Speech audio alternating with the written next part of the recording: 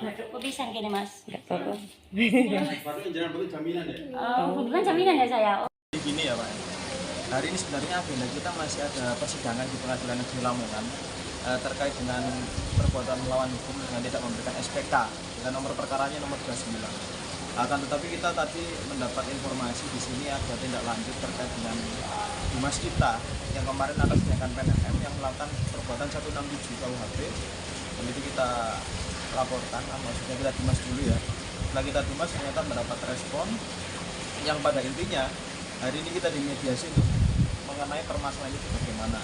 Dari pihak PNM sendiri tadi ketika dinyatakan dijelaskan oleh penyidik yang saya rasa Polres menerima dengan baik laporan kami Polres Lamongan melalui Pak Sinandar dan penyidik pembantunya Setia Zulfikar yang pada intinya menyatakan bahwa tindakan tersebut memang ada unsur pidananya akibat adanya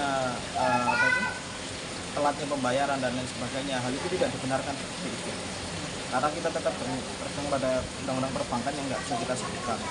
Yang jelas dalam perkara ini PNM tidak memberikan keterangan apapun ketika dijelaskan tindakannya salah, hanya diam.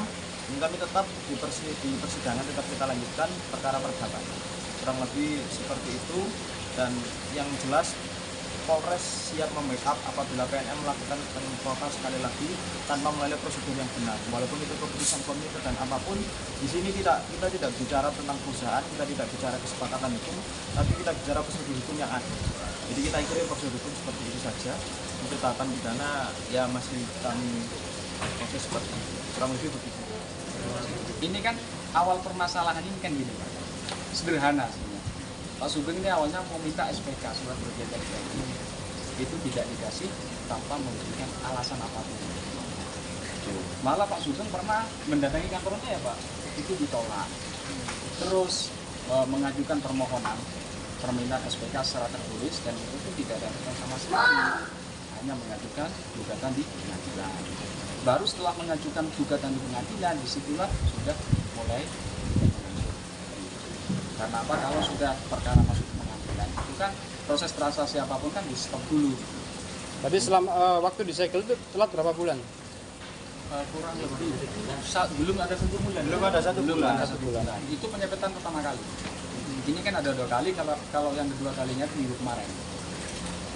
Jadi gini, klien kami ini punya 2 nomor kontrak. Jadi yang pertama itu yang VS Surabaya, yang satu Lamongan. Untuk yang VS sudah 23 bulan. Nah, untuk yang Lamongan itu sudah jalan 13 bulan. Artinya klien kami ini nggak lari, pasti menyelesaikan. Cuma ini kan memang lagi masalah apa itu? Masalah yang kita tahu lah, dimana kemarin terkait PMK, Corona, nah itu kan kita kan minta keringanan itu. Nah kemarin kan dengan SPK itu kita harapkan diberikan SPK biar tahu batas-batasnya haknya gimana. Terus kita minta tempo penyelesaiannya gimana yang terbaik.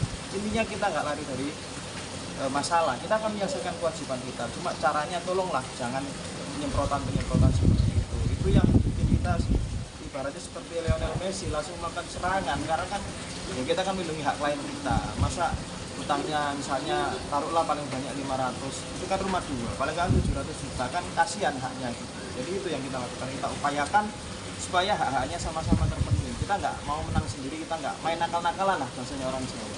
Jadi seperti itu. Utangnya berapa Mas? Utangnya kalau yang nggak salah yang satu itu 300, tapi cuma terima 106 Pak. Yang satu 300 cuma cair 106 ya, karena ada top up, potongan top up. Untuk yang satu itu cair sekitar 207 bulan berapa, jadi saya nggak lupa. Kalau membayar per bulan berapa?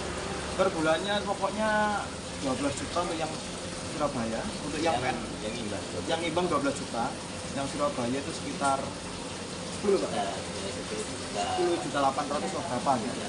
Itu juga senada.